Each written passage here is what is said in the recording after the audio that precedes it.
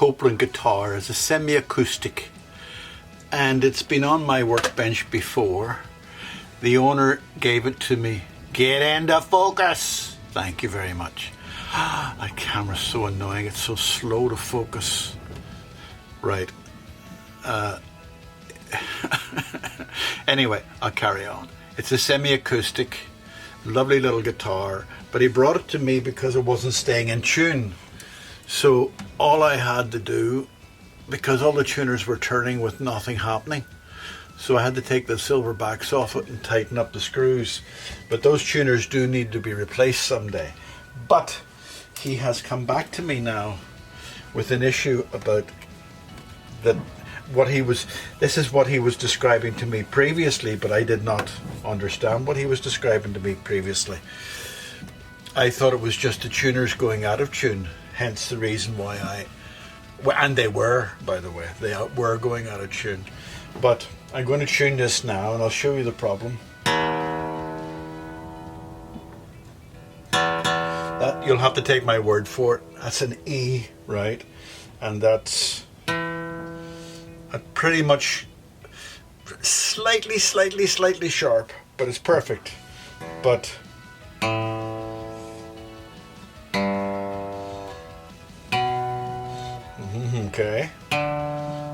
okay, the E string's perfectly okay, which confuses me, because when he puts a bar on, it goes out of tune. Puts a capo on, it goes out of tune. So I'm going to put a capo on and chest to tuning there.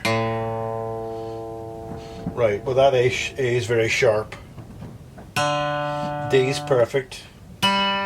G is right. C, E, A. That's okay, but the E's way out. Right, let's try it up further. Let's try it up at the D. Right. Sharp as hell. G, perfect. C, slightly sharp. F, slightly sharp. A, perfect. D, perfect. Right, let's try it right up at the... Oh, I can't. My capo doesn't go up there because there's a bend in the wood. So, when you do it by your hand, it's perfect. But when you put a capo on it, so the capo has to go right on the fret by the sound of it. Let me just check this.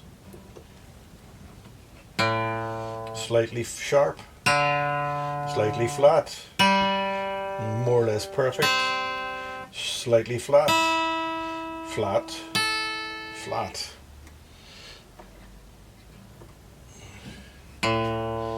Sharp as hell, slightly flat, perfect. They're all okay. So I got a feeling it might be, but here's the other issue. It was working perfectly at one stage in its life, but now it's not. So, right, my next trick is to measure the distance between the saddle, the neck, and the 12th fret. Well, the saddle is angled, so we have a measurement of 326, right? And here we have a measurement of 325. Just check that again. 325 to there, and 325, 6, 7, 8 to there. 328 to there. Right, okay. Just checking. 325. And this is the E string. 325, and this is 330 something. But that's not the same kind of issue. It's the E string that counts most. 328 actually to the center of it. 328.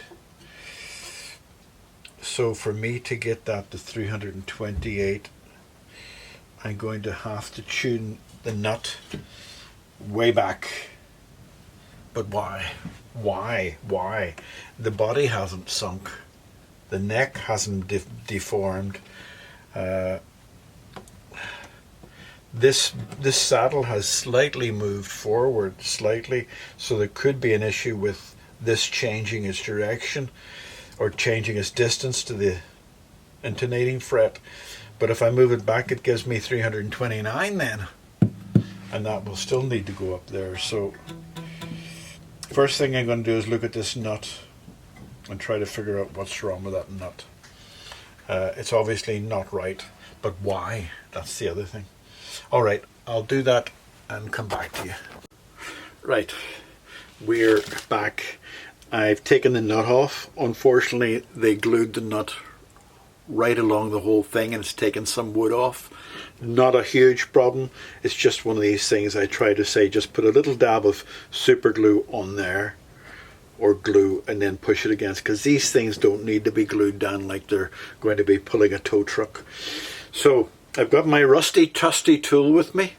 I think I've shown you that before. It's a saddle, and I can put it onto there and then get the string height visually where my eye might want it to be, and then I can make a very sharp point. I don't know whether you can see that. Can you see there's a very sharp intonating point on it? So I can create a very sharp intonating point at about the right height, and then I can move it back and forth to find out exactly where the right intonating point is.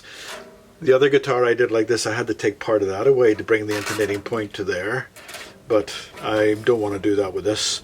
So when I find the intonating point, then I can shape the bridge, which I'll just use the same bridge. I'll maybe even turn it round and I might turn it round and make the sharpest intonating point at the back. But we'll see.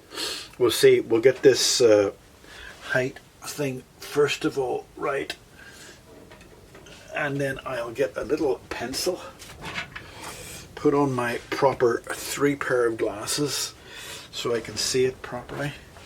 I'm going to presume that it's right far back.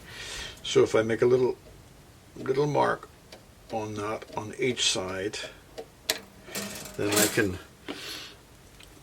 I can know that that's where the height is, the height of the string I need.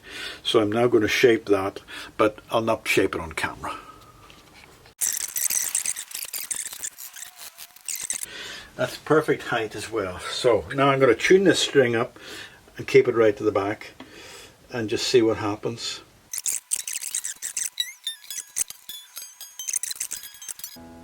Perfect.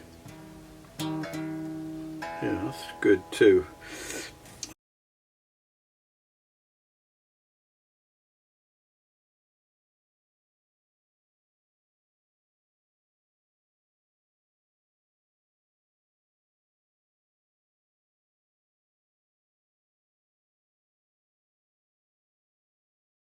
Hopefully this will let you see how I shaped the nut to bring the intonation point right back.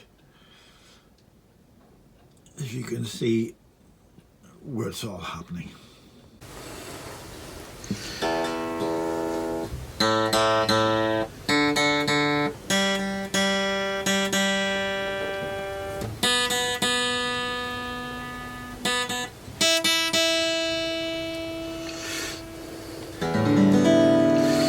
Okay, I'll put the bar on the 5th fret if I can find the capo. You can't see it, but it's a tuner you're interested in. Slightly sharp, slightly sharp. Right, now if I use my hand to create a bar, can you see the tuner?